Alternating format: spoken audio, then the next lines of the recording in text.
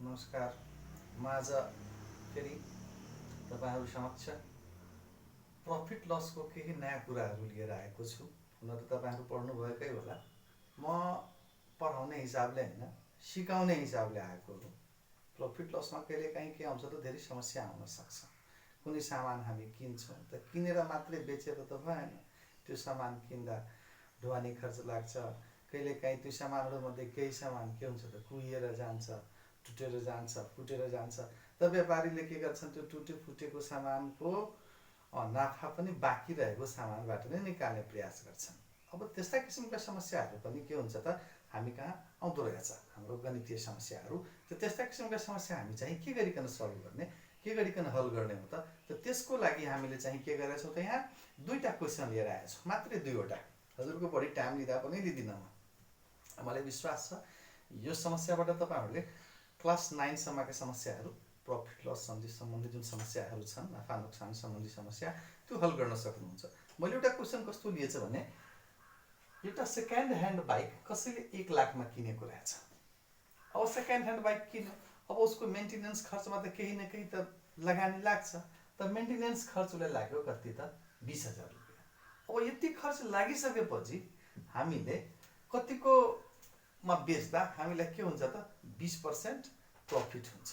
त 20% प्रफिटको लागि हामीले के गर्ने हो यहाँ त त्यो विचार गर्नुपर्छ। 20% प्रफिटको लागि त हामीले जतिमा सामान किन्यौँ त्यो अनि हामीलाई रिपेयरिङमा जुन खर्च लाग्यो त्यो, अब दुइटै मिलाएर के हुने हो त सिपी हुने हो। त त्यो हुनाले यहाँ हामी के लेख्छौँ त total amount of CP with repairing सहितको टोटल एमाउन्ट कति हुन्छ यसको। त अब यहाँ चाहिँ के गर्छौँ त हामीसँग के छ आरएस 1 लाख छ अनि यसमा रिपेयरिङमा खर्च कति लाग्यो हामीलाई त 20,000। अब यहाँ चाहिँ कति हुने भयो त आरएस कति हुन्छ 1,20,000 हुन्छ। यसमा हामीले अब प्रफिट कमाउनु पर्यो। त प्रफिट कमाउँदा चाहिँ कति आउँछ त, प्रफिट कतिको हुँदो रहेछ त 20% प्रफिट छ। अब 20% प्रफिट हामीलाई यसको निकाल्नु पर्यो, किनकि प्रफिट त 20%बाट पनि लिनु पर्यो। किनकि 20% पनि के अरे 20% भन्नाले यो 20,000 हामीले लगानी गरिसकेछ त्यसमा। यसको मतलब के हो, 1 लाखमा हामीले किनेछ र 20,000 त्यसमा इन्भेस्टमेन्ट गरेछ, उसले रिकन्डिसनमा बनाउन, राम्रो कन्डिसनमा ल्याउन, होइन।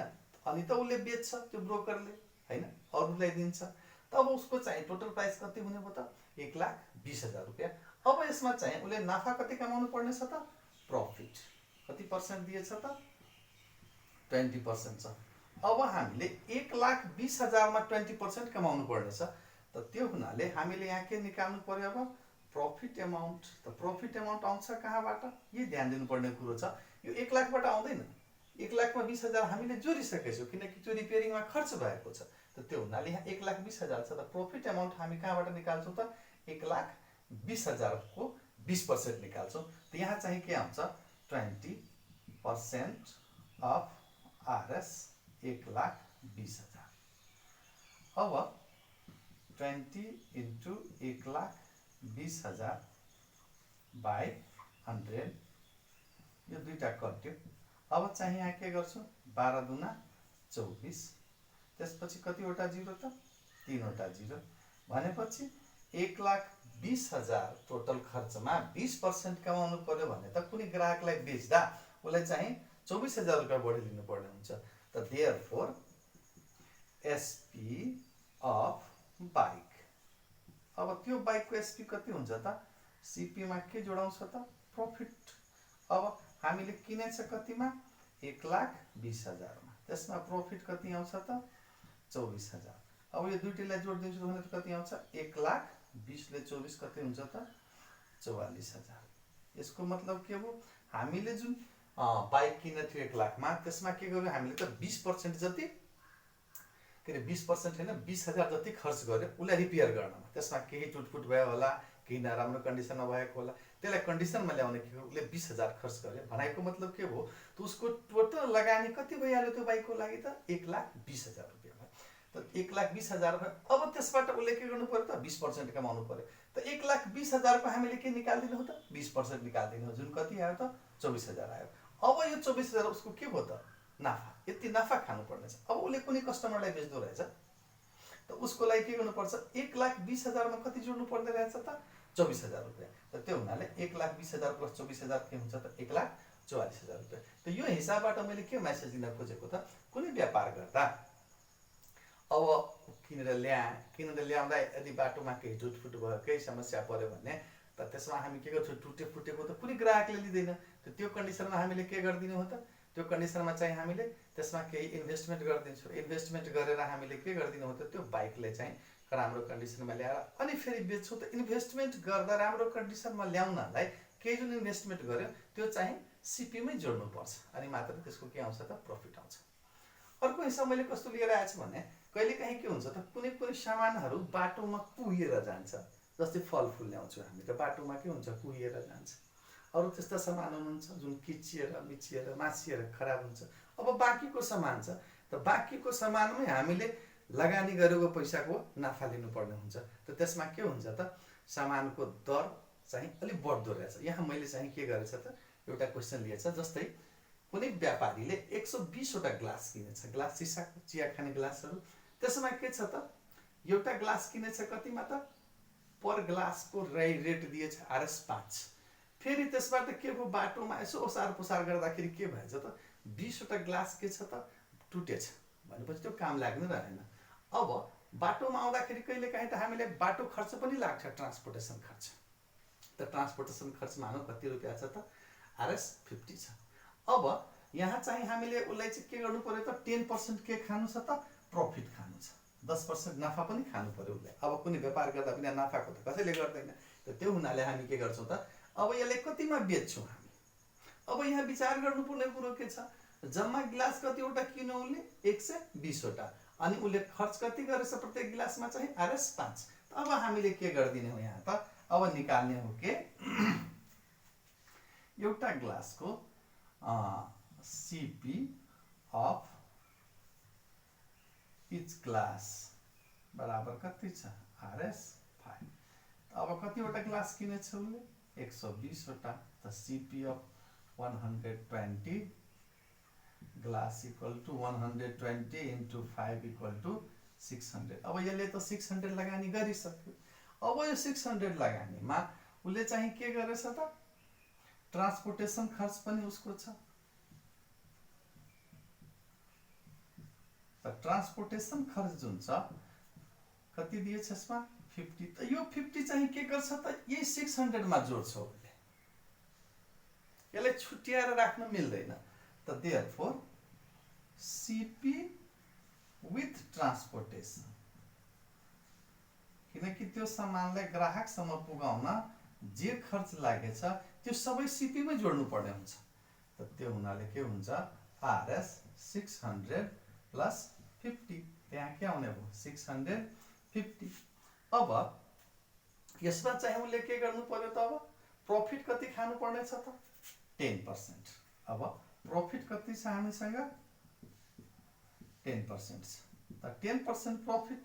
त देयरफोर हामीले के निकाल्दिने हो त, प्रफिट एमाउन्ट। त प्रफिट एमाउन्ट आउँछ केबाट त, 600 कति छ 50।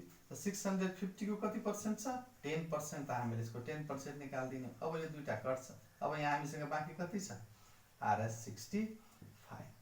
अब यो RS 65 जुन छ, यसलाई हामी के गर्छौँ त, SP निकाल्छौँ यसबाट। त SP इक्वल टू के हुन्छ, CP प्लस प्रफिट। अब यसले किनेछ कतिमा, जम्मा 650 हुने भयो। 600 मा किने थियो, 50 ट्रान्सपोर्टेसन लाग्यो, त टोटल 650। अब 650 मा यसले कति खानु पर्ने त, 65।